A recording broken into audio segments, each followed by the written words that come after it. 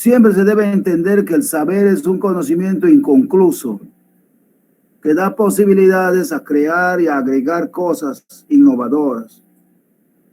Eso que es hoy día, mañana no será.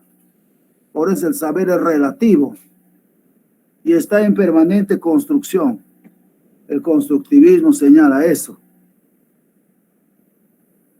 Se puede deconstruir y reconstruir. A ver, ¿cómo es eso?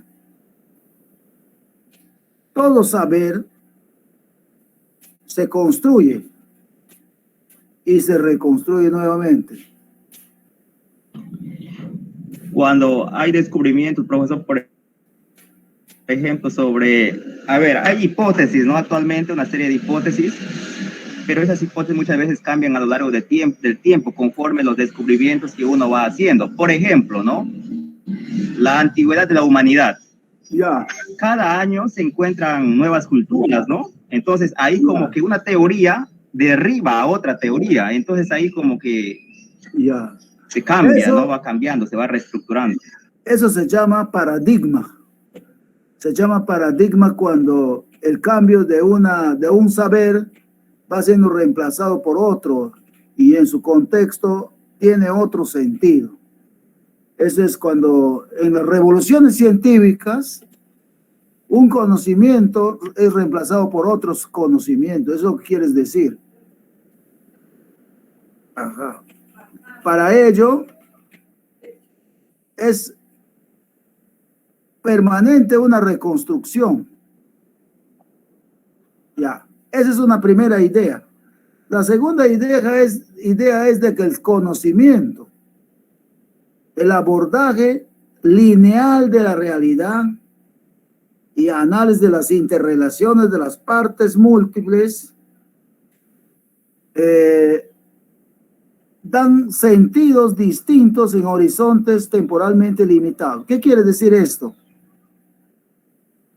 Cuando decimos que hay un abordaje no lineal, el saber nunca se va a presentar en una igualdad, ¿no? En la realidad, sino que los análisis de las interrelaciones, algunas partes pueden ser horizontales, temporales en cierto momento, o también desde múltiples sentidos, ¿no?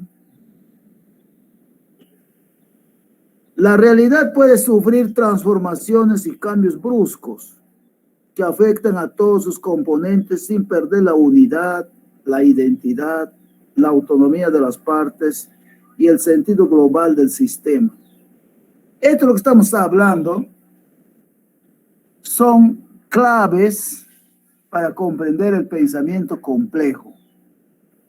Entonces, un maestro siempre debe tener la oportunidad de pensar que estas cosas son así, que el conocimiento es abierto. Nunca hay un pensamiento acabado. Además es respetable en el momento de la reconstrucción. A mí, por ejemplo, me preguntaron muchos las promociones anteriores, ¿por qué no nos enseñas a hacer la pedagogía crítica? ¿Por qué no nos enseñas a hacer ¿qué decían? El currículo de secundaria. Miren, ve, ustedes no van a ser profesores de currículum, ni tampoco van a ser profesores de este saber, del nuevo enfoque que están hablando. Pero sí les puedo explicar en qué consiste. ¿Por qué? Porque ustedes no van a ser profesores de esos puntos que les estoy hablando, sino que ustedes van a seguir siendo maestros para que puedan seguir enseñando siempre. Y ahí muchos, pero cuando nos vamos al colegio, de aquí no entendemos. Allá es tu obligación revisar lo que acá venimos a explicar. De veras, ha terminado a la vuelta del año y ha cambiado el enfoque ya. Hace 10 años atrás se hablaba mucho del constructivismo pedagógico. Se decía que es el constructivismo, que por aquí, que el constructivismo por acá, que el constructivismo por allá. Y llegaron a decir, ¿qué es el constructivismo? ¿Una teoría o es un método? El constructivismo es una manera de enseñar, por decir, es un enfoque, vamos a decir. ¿Ya? Pero si tú ves en qué consiste, entonces tú tendrás que explicar el proceso. Hágate pues una clase en ese enfoque y vas a aprender desde cero. Por eso es que en educación se produce mucho el pensamiento complejo, porque hay que abordar de manera no lineal la realidad. Ustedes cuando van a las comunidades a trabajar, no todos van a pensar igual. Algunos van a tener mayores argumentos que otros. Esas cosas van a ser muy simples para otras, pero muy complejas y mucho mejores cuando se les explica interrelacionadamente. Es más, que hay docentes en Historia del Perú, por ejemplo, que encargan de hablar nomás 2 teorías sobre el poblamiento americano y ahí se quedan. No han revisado un poco más allá. ¿Por qué cuando les preguntas ahí está muerto el cadáver? ¿Por qué? Porque no hacen el análisis de que por qué las interrelaciones y los fundamentos en ese enfoque que están señalando. Quiere decir que su horizonte temporal es limitado. En este momento, el saber puede ser limitado para muchos de nosotros. Pero una riqueza grande cuando entramos a trabajar en el aula.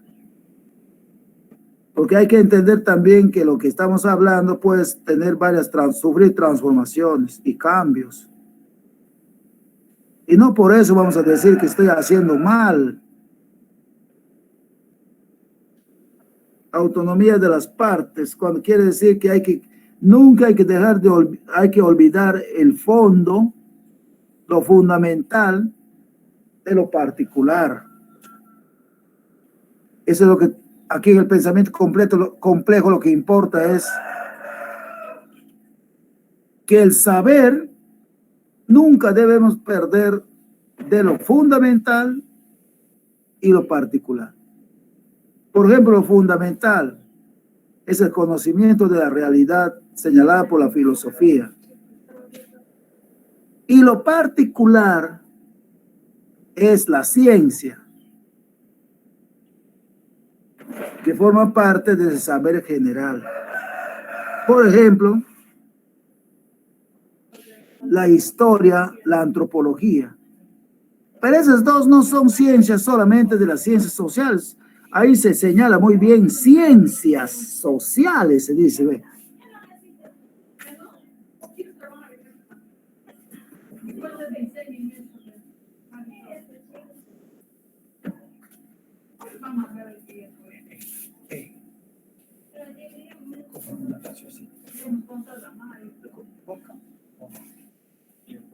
¿Ah?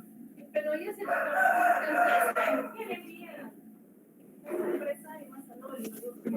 ¿Ah?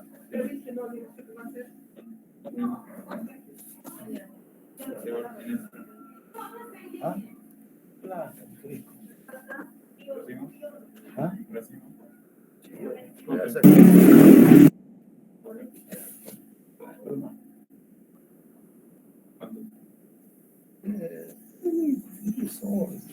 No de más, de 8. Que alcance un vaso para cada uno. No helada. ¿No has comido? Ay, yo pensé que me como más de una hora.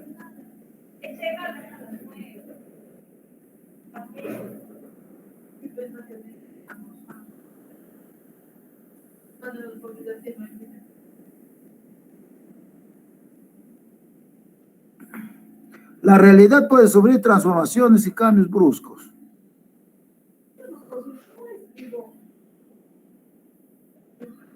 Ahora la siguiente. Interdisciplinariedad. A ver, hablen esa palabra.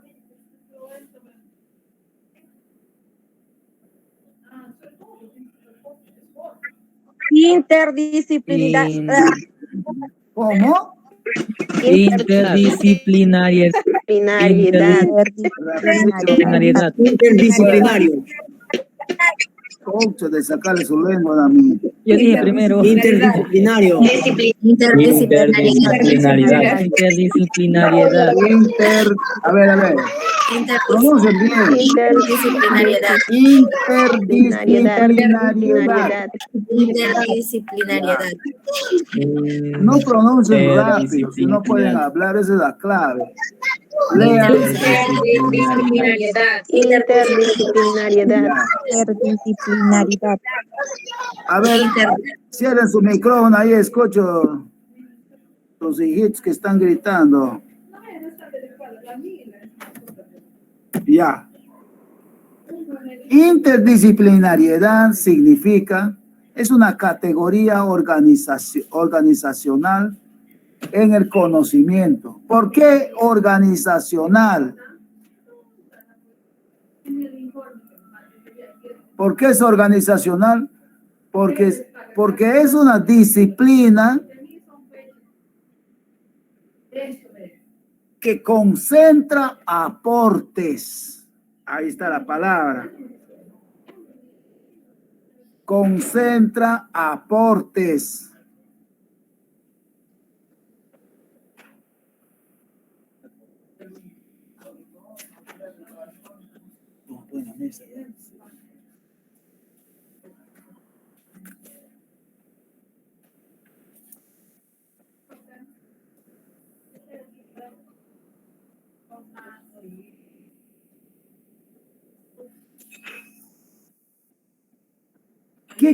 ¿Por qué se llama organizacional? Porque es en base a esta categoría que se relaciona. O sea, todos vienen hacia él. Esa es interdisciplinariedad. Porque al interior de esta disciplina se relaciona.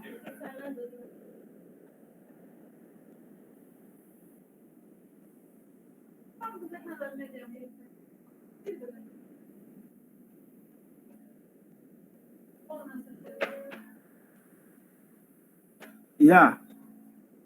Quiere decir, a veces se habla cualquier chambonada cuando se escuchan los términos, pero interdisciplinariedad, como ustedes escuchaban, es una categoría organizacional, porque es en base a esta palabra o a cualquier palabra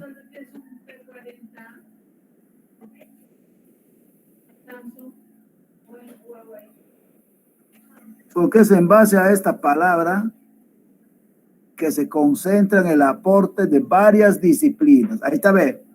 En el seno del conocimiento, especialmente el científico tecnológico, que designa la interacción de varias disciplinas,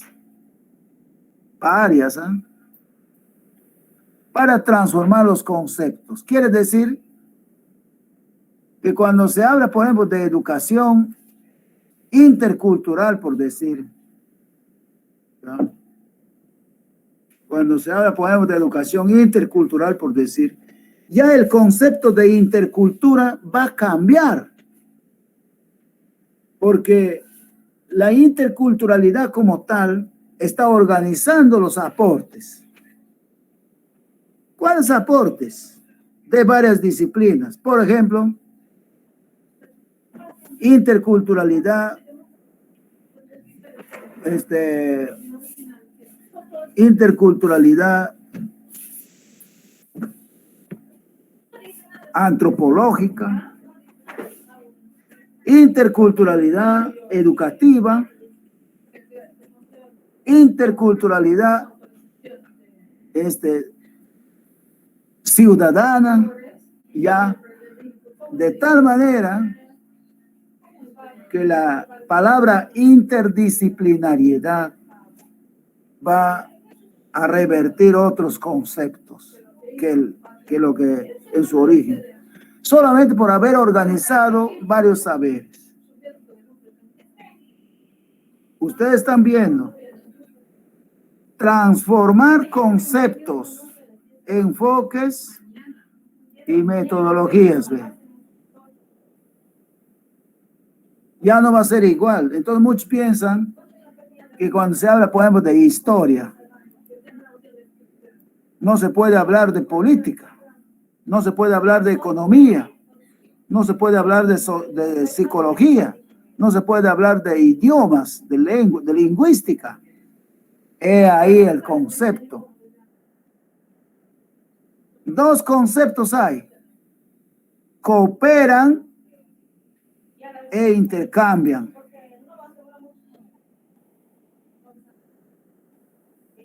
¿Estamos?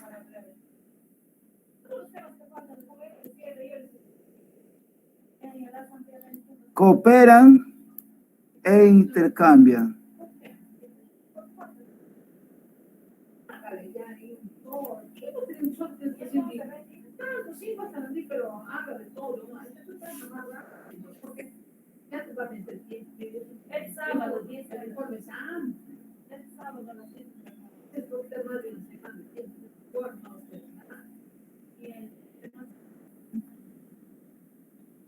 A ver,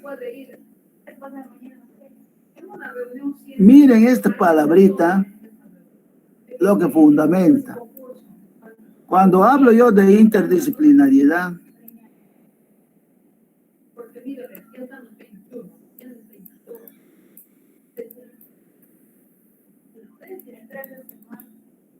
la interdisciplinariedad entonces involucra dos conceptos: intercambio y cooperación. ¿Qué se intercambia? A ver, chicos, ¿qué se intercambia? ¿Qué se intercambia? ¿Conocimientos o disciplinas? Claro, hay una, vamos a decir, intercambio de opiniones. ¿Y qué quiere decir que cooperan? ¿Qué cooperan?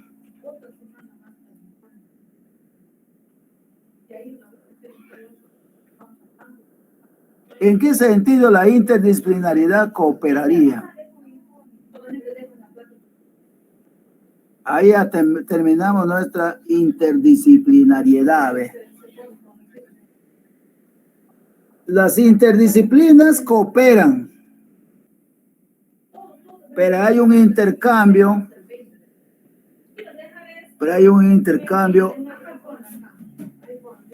de conceptos, donde se intercambia ya contextos. Entonces, cuando se habla de cooperación, ¿qué le da de saber a la disciplina que estoy buscando? Por ejemplo, ¿qué le da la política a la historia? Le da un enfoque más sintético, profe, más de síntesis, ¿no? Que Claro. engloba. Yo, por ejemplo, cuando hago la historia como conjunto de ciencias, yo digo que la historia, entonces,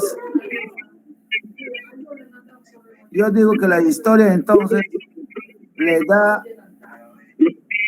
es una ciencia que intercambia la cooperación de otras ramas. Así hay historia, por ejemplo, de la economía, hay historia de la política, hay historia del derecho. Ese es el intercambio. Pero la cooperación interdisciplinar es... ¿Es la organización? ¿Cómo? Organización. Pero la cooperación disciplinar es cuando yo veo, por ejemplo, el derecho desde el punto de vista de la historia. Ya. Entonces, tomen en cuenta en la interdisciplinariedad dos cosas. Tiene que haber intercambio y tiene que haber cooperación. ¿Ya? Los desafíos en el abordaje del trabajo interdisciplinariedad son los siguientes. Según Carvajal y Morín,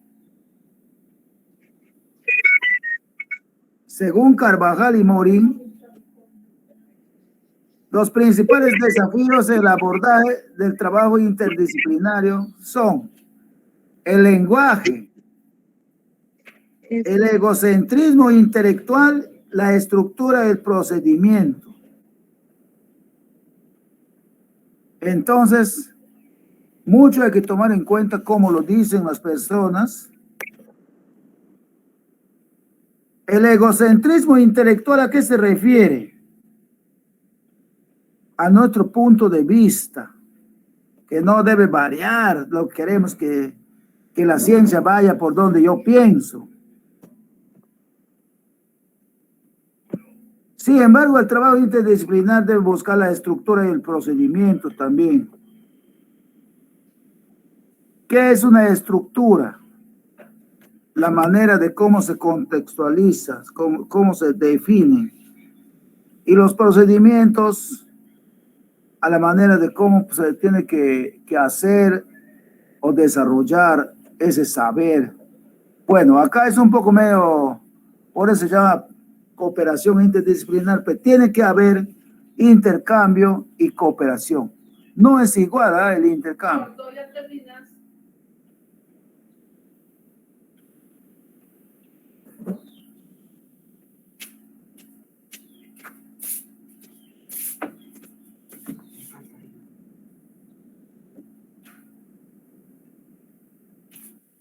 Ya.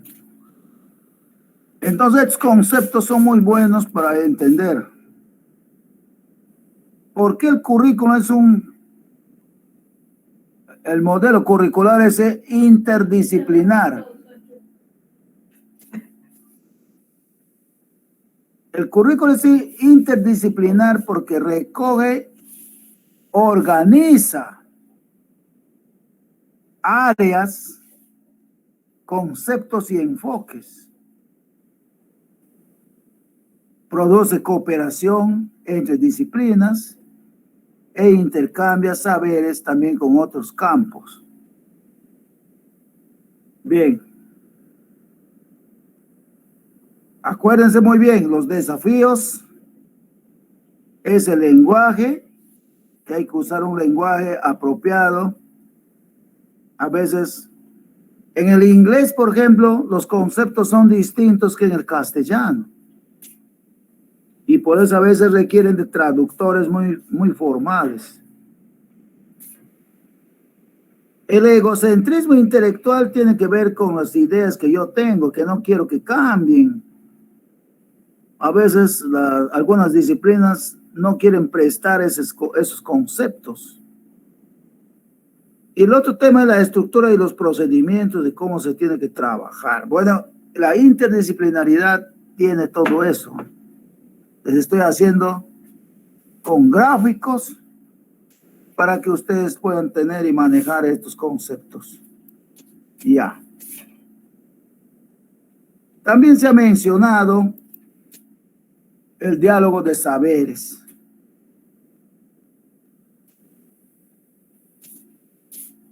En el concepto del currículo de acá de formación magisterial, tenemos que precisar qué es un diálogo de saberes. Un diálogo de saberes se da en el aula. Por ejemplo, con ustedes,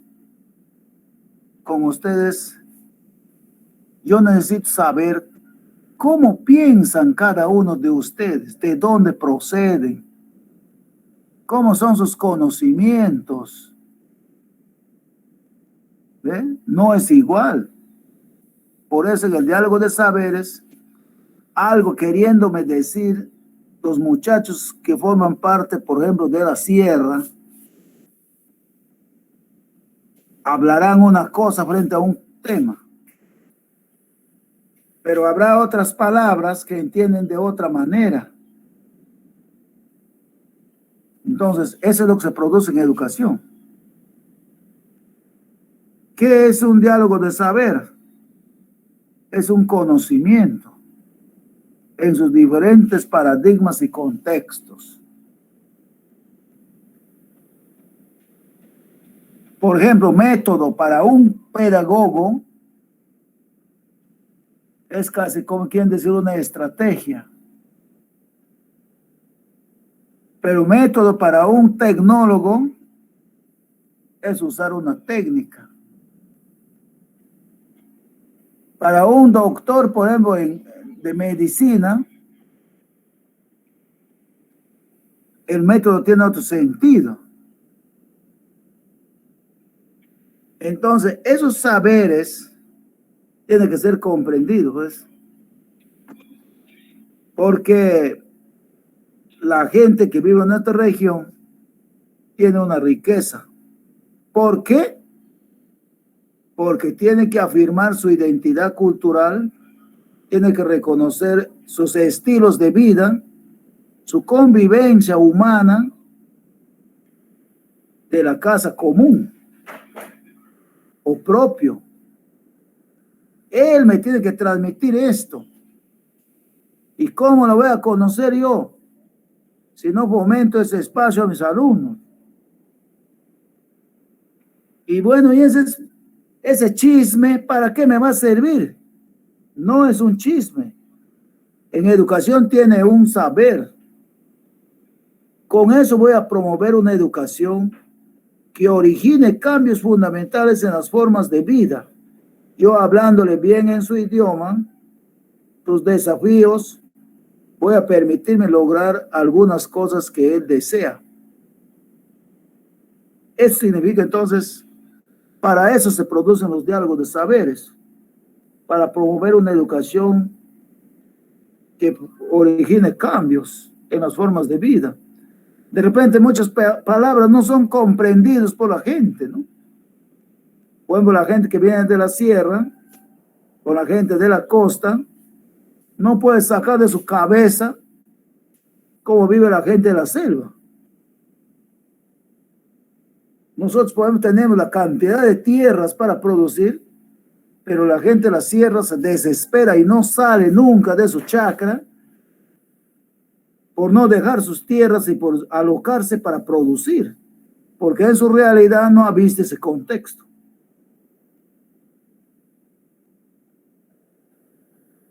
¿Y cómo lo va a hacer? Esa es otra pregunta del diálogo de saberes. ¿Cómo se hace? Hay que crear las condiciones para trazar caminos, una nueva conciencia, conocer la diversidad en la unidad. Si juntamos a todos, podemos hacer muchas cosas. Podemos desarrollar la conciencia y podemos formar la unidad. Finalmente, el diálogo de saber es un proceso de interrelación de sistemas de saberes, conocimientos de diferentes culturas.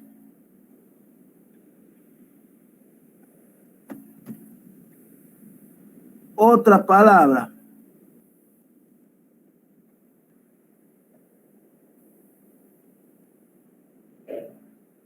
¿En qué consiste el pensamiento, el enfoque crítico reflexivo, tanto que escuchamos hablar?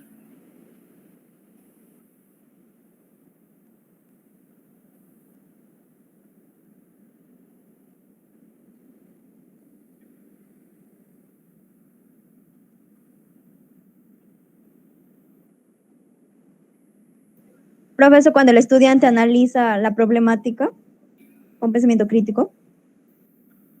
Sí, cuando fundamenta, analiza y fundamenta sus ideas. También lo interpreta, profesor.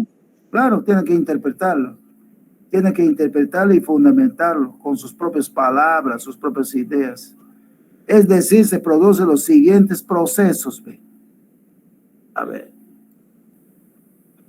Primero, que se produce la observación de la práctica pedagógica.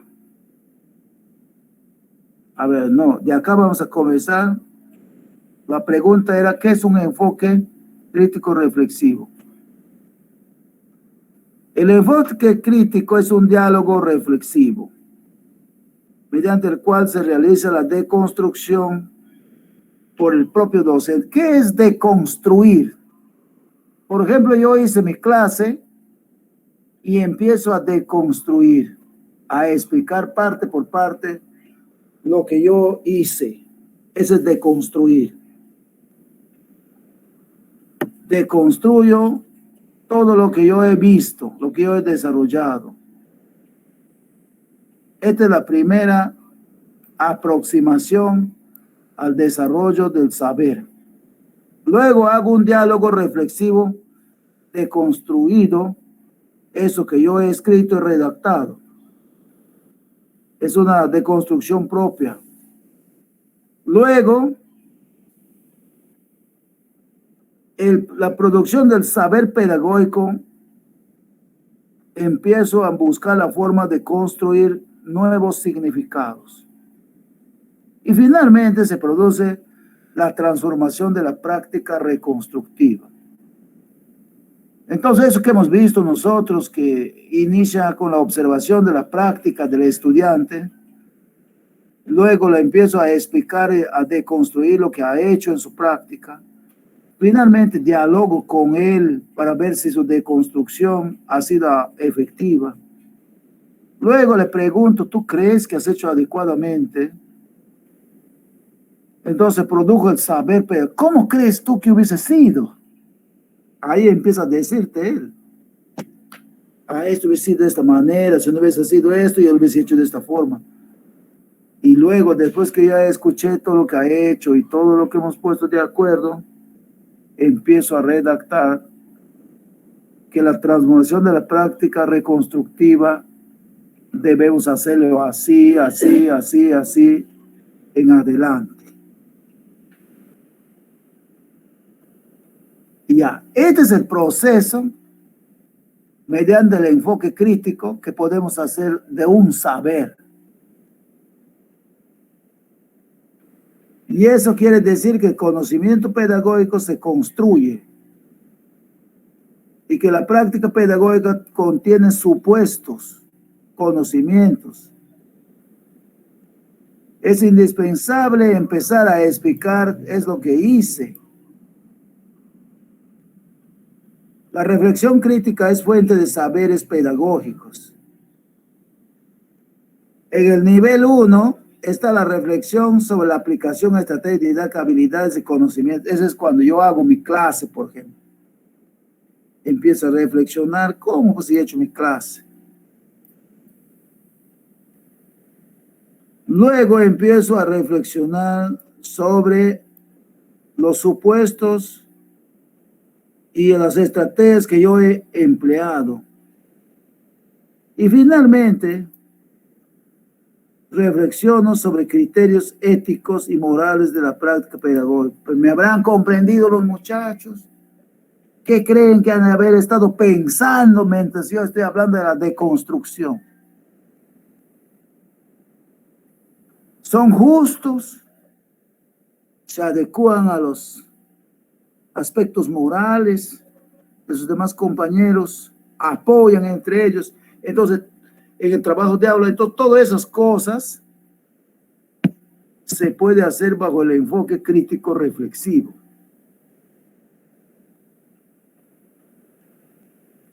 ¿Están viendo cómo nos estamos metiendo en Honduras cada vez más?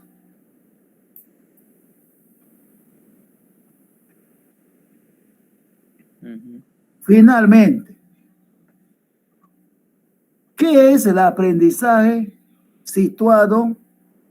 Aprendizaje y enseñanza situada, lo que hemos hablado hace un instante. Me hicieron exponer el martes a mí. Por lo tanto, es cuando el conocimiento obtengo en el contexto. Todo aprendizaje situado es cuando yo obtengo en el contexto. Quiere decir que el conocimiento es situado porque forma parte y es producto de la actividad, el contexto y la cultura. Se guía al estudiante para que integre saberes o recursos a través de estrategias para la enseñanza del aprendizaje y el aprendizaje. Entonces, ¿de dónde sale el conocimiento?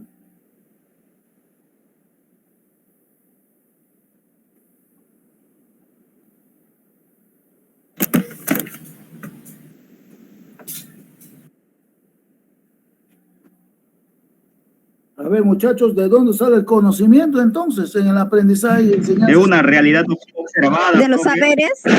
Claro, Diálogo, profesor. de los saberes. De los saberes. Saberes. Por eso dice aprendizaje y enseñanza. Es que nosotros los maestros también vamos a aprender como producto de la actividad, del contexto y la cultura, porque alguien dirá con sus propias palabras, alguien dirá según su escenario de dónde viene, con sus propias palabras, con su accionar de sus gestos, y le pondrá énfasis en algo importante que le parece a él, que le haya impresionado. Entonces, el aprendizaje situado sirve para guiar al estudiante para que integre saberes o recursos a través de estrategias para la enseñanza y el aprendizaje. Qué bonito, ¿eh? ¿Qué más? Esta guía, ¿cómo puede ayudarme a mí como maestro? Primero, a través de ciertas estrategias. Una de ellas es el estudio de casos. Hay estudiantes que vienen a contarnos, ¿no?, su historia tan delicada y tan formal. A veces comparten con nosotros esas cosas, ¿no? Y no nos debe parecer a nosotros un motivo de risa. Total, que a través de los problemas del campo, a veces a través de los problemas de las causas, empezamos nosotros mismos a plantear alternativas frente a un caso. El estudio de caso es un modelo de aprendizaje situado, porque te pueden contar alumnos o estudiantes del colegio que han tenido terribles situaciones y otros que no quieren volver a su casa. Entonces el estudio de caso es una técnica. Y hay otro tema, el aprendizaje basado en problemas, es otra estrategia.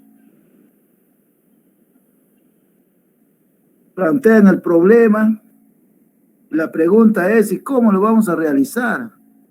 Entonces el plan de acción.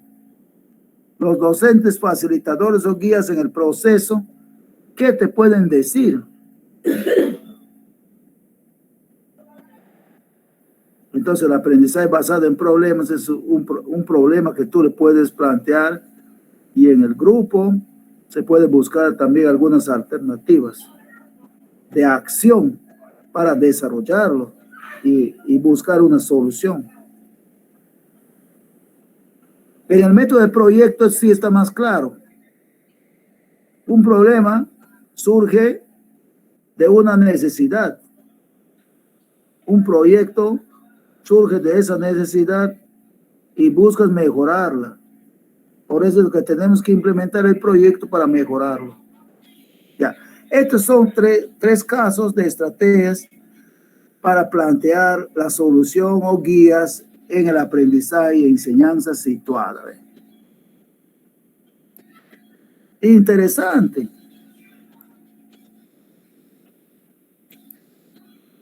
Ahora acá,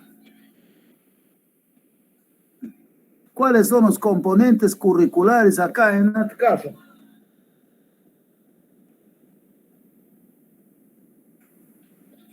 Nuestra formación tiene 3 componentes. Manos a la obra. El componente general o de la formación general, la formación específica, la formación en la práctica e investigación. Por si acaso, nosotros estamos en un componente. A ver, historia y sociedad del siglo XXI, ¿a qué componente creen que pertenece aquí?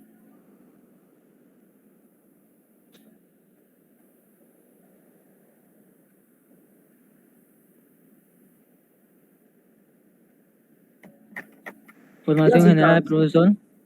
¿A qué? Formación general. A ver, hemos dicho que el currículum tiene partes, ¿no? Sí. La formación general es la formación que hacen hasta el 5º ciclo.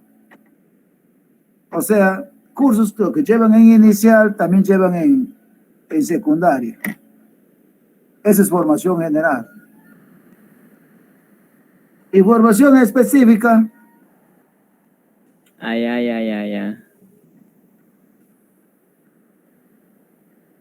La formación específica brinda el conocimiento pedagógico indispensable de acuerdo a los programas de estudio. Acá está.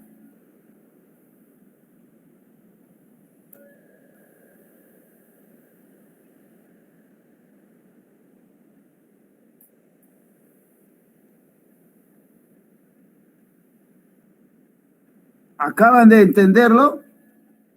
Que la formación específica es el conocimiento de acuerdo a su programa de estudio.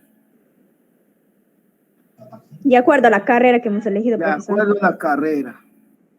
Y la formación general es la formación que te va a permitir dar conocimientos generales en tu desenvolvimiento. Por ejemplo, gestión, por ejemplo, inglés, comunicación, matemática, que es para ti.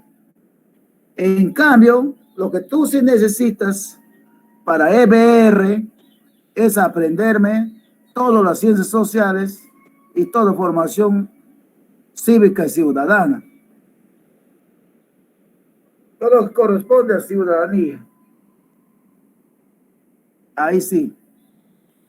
Entonces son los componentes curriculares. Pero hay uno que es un 35% o un 33.33%. Es formación. ¿Cómo se llama eso? Formación en práctica e investigación. Nadie va a terminar sus estudios si no realiza práctica y si no desarrolla su tesis de investigación. Entonces este es otro componente. Aquí en la formación específica nadie puede dejar de terminar los 222 créditos. No sé cuántas horas, 16 semanas, ¿ya? Y formación general, que son las formaciones que necesitan casi todos. ¿Han anotado estos 3 componentes? Sí, profesor. ¿Dónde está la gente? Pero aquí veo harta gente, no habla. Ah, pero ahí está. Sí, profesor, ya lo hemos escrito. Yo no. Sí, profesor. Ya, bacán. Ahora bien, por eso volvemos a comprender esto que hacen también los futuros maestros de otros lugares.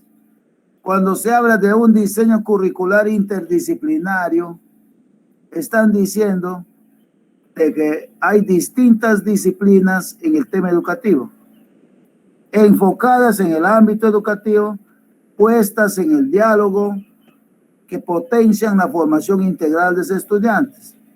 Por eso es que en el pedagógico aprendemos psicología, aprendemos didáctica, aprendemos la formación general, aprendemos la práctica, la formación específica, aprendemos inglés de Yapa, aprendemos también la TIC, para que pueda, desde ese enfoque sistémico complejo, potenciar su formación integral. ¿Me han entendido? Sí, profesor. Ya. La frase del día.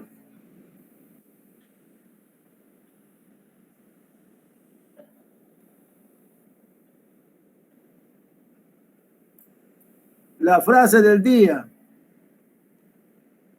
En tiempos de cambio, quienes están abiertos al aprendizaje adueñarán del futuro, mientras que aquellos que creen saberlo todo estarán bien equipados para un mundo que ya no existe. Eric Kofler. ¿Qué les parece? Chévere, profe, bacán. Chévere, profe.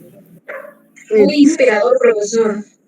Dice que en tiempos de cambio en el cual estamos viviendo, quienes están abiertos al aprendizaje se adueñan del futuro. ¿Qué está pasando hoy en día? Estamos viviendo tiempos bastante difíciles. Sin embargo, hay personas que están pensando qué van a hacer en el futuro si sigue así la cosa. Mientras que aquellos que creían saberlo todo, que tienen todo en su casa, no pueden utilizarlo, tienen todo bien implementado, pero a los cambios que no existen ya, la sociedad ya no lo necesita. Bien.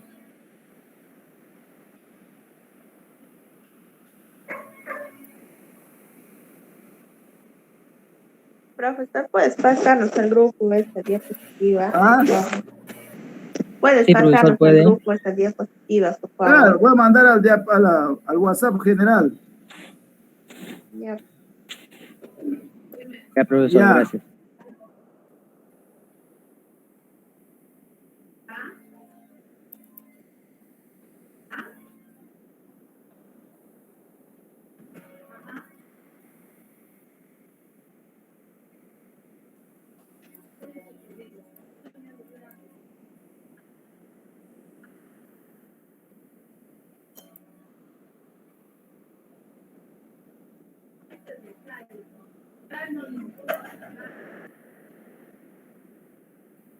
Entonces tenías que chequear de todas las boletas, los montos, los precios, cuadre, antes de hacer el informe, primero se cuadra las boletas.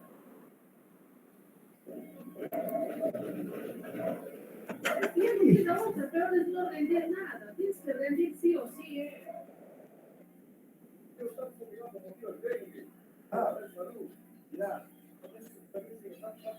Adjúntale una copia de la transferencia en la boleta de tu informe. Escúchame, tú también sustentas en tu informe que por motivos de, no sé, qué contrato.